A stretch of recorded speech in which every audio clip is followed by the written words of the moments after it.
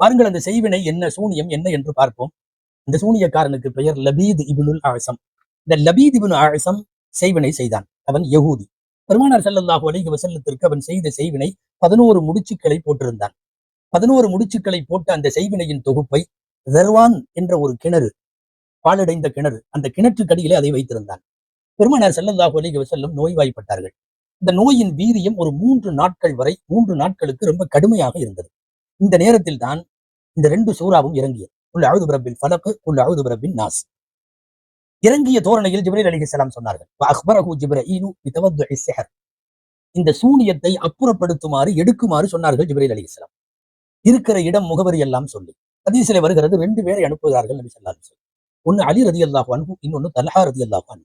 2 பேரை குறிப்பிட்ட அந்த தர்வான் என்கிற கிணற்றுக்கு போனார்கள். போய் பார்த்தபோது இவர்கள் சொல்லுகிறபடி 11 முடிச்சுக்கள் இடப்பட்ட ஒரு சூனிய தொகுப்பு அங்கே இருந்தது. அதை எடுத்து விட்டு வந்தார்கள். ஜிப்ரீல் அலைஹிஸ்ஸலாமினுடைய உத்தரவின் பேரில் குல் அஊது பிரப்பில் ஃபலக்கும் குல் அஊது பிரப்பின் நாஸும் சேர்த்து மொத்தம் 11 வசனம்.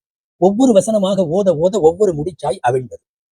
ஒவ்வொன்றாய் ஓத ஓத ஒவ்வொரு முடிச்சாய் அவிழ்க்கப்பட்டது. ஃபகான யஜிது நபி ஸல்லல்லாஹு அலைஹி வஸல்லம் ஃபீ பதனிஹி ஹிஃபத்தன் வராஹத்தன். ஒவ்வொரு முடிச்சும் அவிழ்கிற போது, ஒவ்வொரு ஆயத்தும் ஓதுகிற போது ரசூலுடைய கடுமையாக இருந்த அந்த உடல் உபாதைகள் கொஞ்சம் கொஞ்சமாய் இறங்கியது. ஒவ்வொரு ஆயத்திலையும் இறங்கியது. மினல் ஜின்னத்தி வன்னாஸோடு 11வது முடிச்சு அவிழ்ந்த போது முழுமையான அவர்களுக்கு சுகம் கிடைத்தது என்பது இந்த 2 சூறாக்களின் பின்னணியில் சொல்லப்படுகிற கருத்து. கவனத்திற்கு முக்கியமாய் சொல்ல வேண்டிய ஒரு செய்தி உண்டு. இந்த உலகத்தில் முஅ்தஸிலா என்கிற வழிகட்ட பிரிவினரிலே தொடங்கி இன்று வரைக்கும் கூட சில பேர் டோட்டலாக சூனியத்தையே மறுப்பவர்கள், குறிப்பாக நபிகள் நாயகத்திற்கு செய்வினை செய்யப்பட்டது என்பதை ஏற்காதவர்கள் இருக்கிறார்கள்.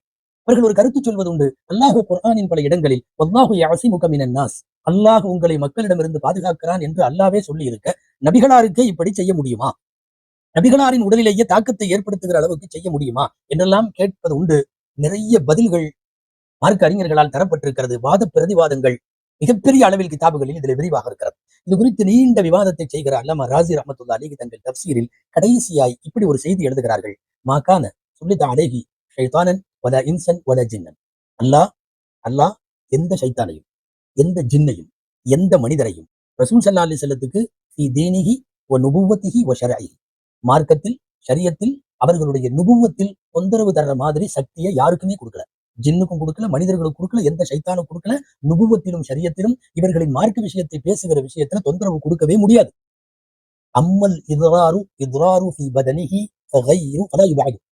உடல் ரீதியான தாக்கத்தை ஒரு சூனியத்தால் பெருமானாருக்கும் ஏற்படுத்த முடியும் என்பது தூரமான விஷயம் அல்ல, அதற்கு வாய்ப்பு இருக்கிறது என்று எழுதி முடிப்பார்கள். இதுதான் இந்த கருத்து வேறுபாடுகளுடைய கடைசி செய்தி.